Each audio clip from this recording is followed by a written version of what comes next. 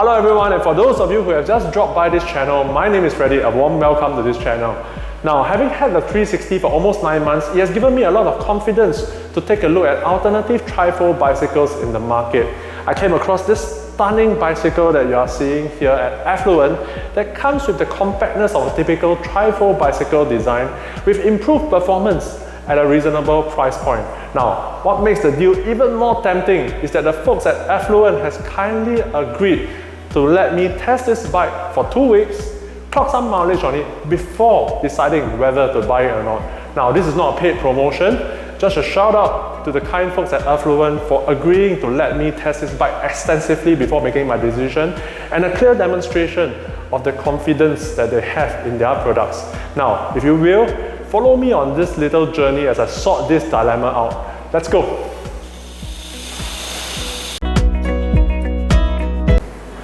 Let's do a quick walk around this bike to show you its main essential features, and let's start from the front to the back. So first off, this bike features an S-bar, which gets you into a position which is leaning slightly forward, and if you've watched my previous videos, you will have known that I prefer a slightly more upright position, but I would think switching them out with a riser bar is not too difficult. But if you're a person who loves to be in an aggressive position, this is for you. Next up is the frame. It is made out of chromoly steel, very much like my 360. I'm not sure how this surface is being treated to achieve this goal, but I'm absolutely in love with it. Alright, next up is the seat post. It comes from a brand called 7 O'Clock. As with my 360, I was expecting this to be a little bit short for me, but to my surprise, this seems to be of a sufficient length. But I guess I'll just have to ride further to find out.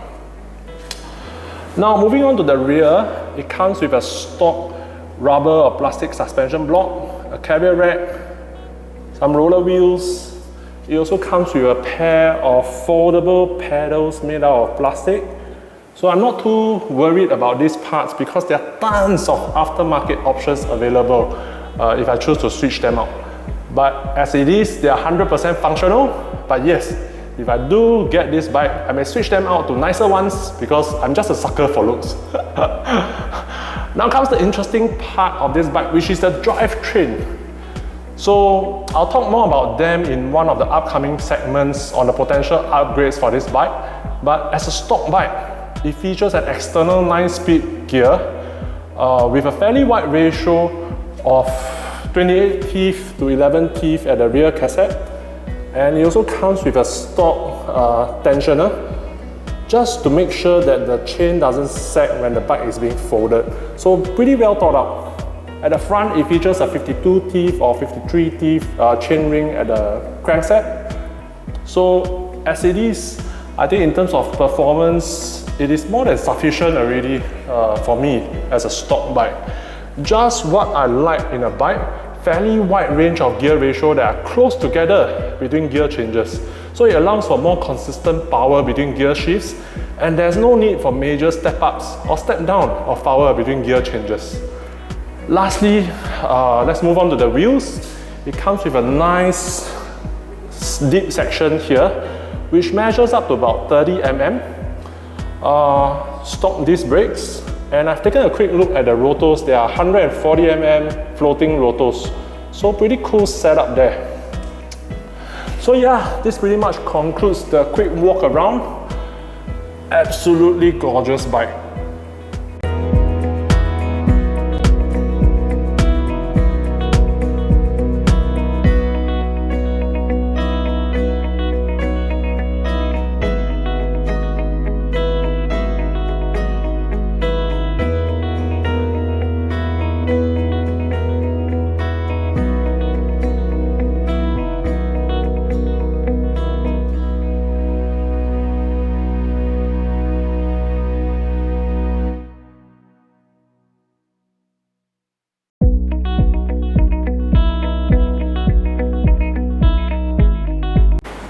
Alright, potential performance upgrades. Now, my favorite feature of this bike is that the rear triangle and front fork actually allows the fitment of hubs with OLD of 135 mm at the rear and 100 mm in the front.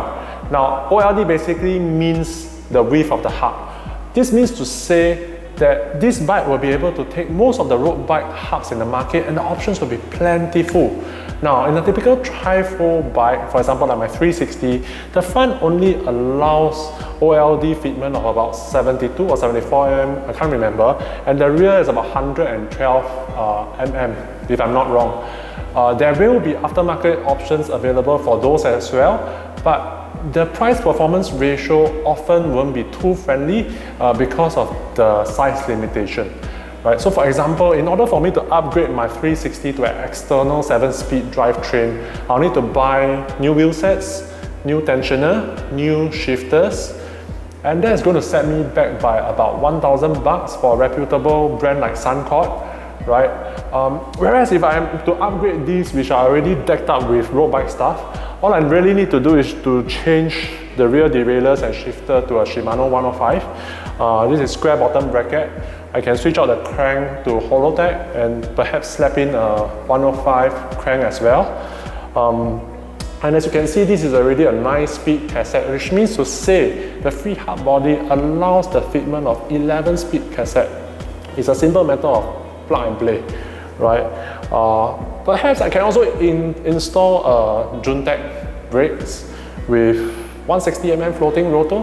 That's going to set me back by about 800 bucks.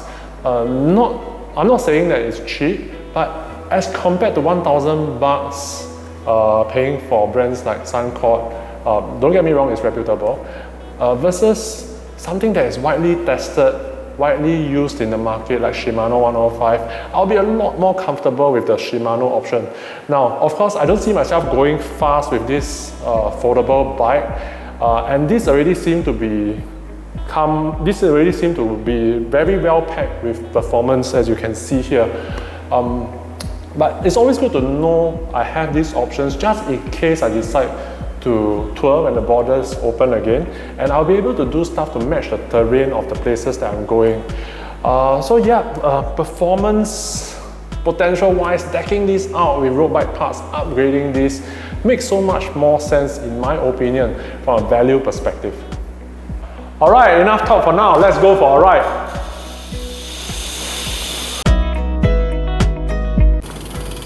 In today's test, I'm just going to bring it on a short 20km ride on a flat road to see how well it feels on the flats.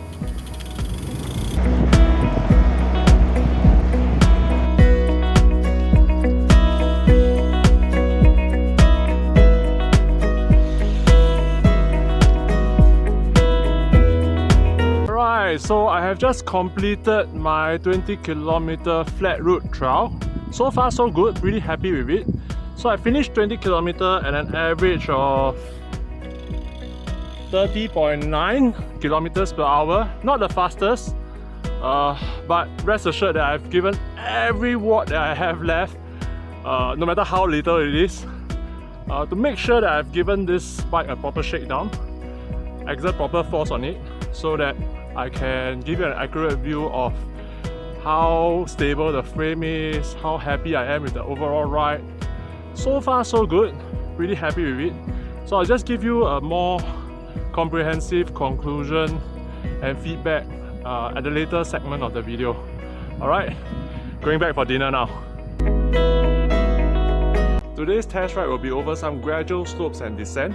But of course, when I say gradual slopes and descent, I meant it in the Singaporean context where the terrain is pretty flat in general.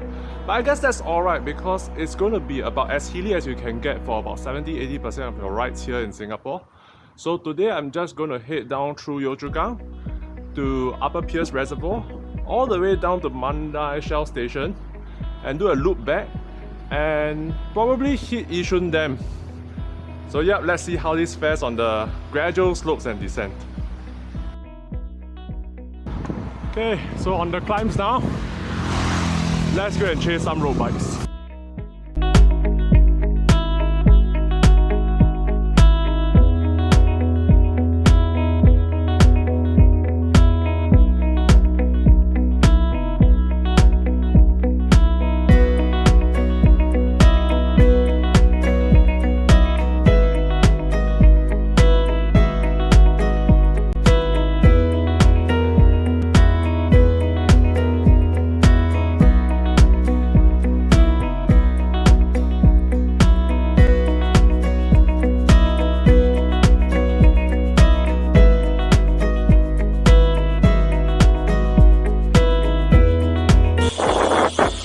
Oh no, time to climb, time to climb. So right now I'm climbing. I'm still able to speak, surprisingly. But with the external gear setups, it's pretty good, such that I do not have to rely on overly high or overly low ratio on the climbs.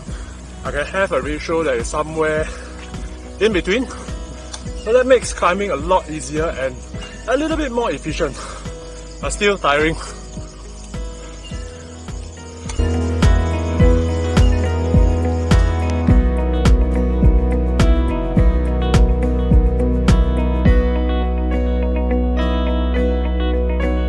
Okay, so as you can see in front, I'm going on a descent now.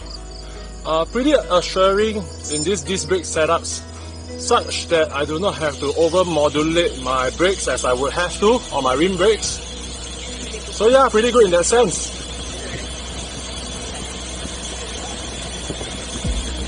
So enough climbing for today. I shall head home already as the sun already rises. So it's getting a little bit hot already. Yeah, I shall head home now. Alright, so here are my thoughts on the Avro folding bike after having spent more than 60 kilometers on it. Let's first start off with the dislikes. The first bucket here will be the stock parts. Well, I'm not entirely happy with the stock parts, but I guess I can't really blame it on them given the price point of this bike. I guess I'm also just being spoiled by all the upgrades that I had on my 360, and there are some parts which I really miss, namely the Holotech crankset, as well as the Imperium Cycle suspension block, which removes a lot of the road shocks, and I could really feel the difference without it on this stock Avro bike. I can't mention enough about how much I love the external cassette setup. However, on this Avro bike, the gear ratios doesn't seem to be enough, and I often find myself running out of gears. So if I am to eventually get this, there might be some work that needs to be done on the drivetrain to extend the gear range. The stock derailleurs work fine as well. However, if the derailleurs could shift a little bit more crisp, it would be good. That being said, having in-between ratios to fall back on between gear changes and also being able to shift gears while pedaling is definitely a huge plus. The second dislike will be the weight. This comes in at 12.5 kg, which is really a little bit of a surprise for me. Initially, I thought that by removing the internal hubs, it will be a lot lighter, but I guess this is being compensated by the disc brake setup on this bike. On a side note, it may be a little bit of an overkill to have these brakes on our flat terrain, but if you do have plans to bring your foldable bike overseas on tour, you might want to consider having them, because you really never know what kind of weather you encounter on real mountainous descents. So yeah, with the additional assurance and stopping power of the disc brakes, I guess I can live with the weight penalty that comes with it. The final dislike is a minor one. I found that the folding joint seems to be a little bit stiff when it came straight out of the box.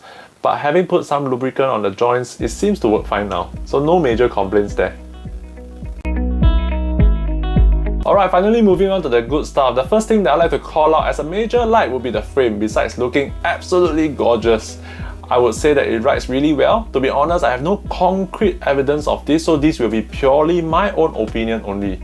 So in the earlier segment, you saw me try to push the bike as hard as I could on the flats, and I also brought it for some gradual climbs. All I can say is that the frame is really responsive and doesn't feel mushy at all, for the lack of a better description.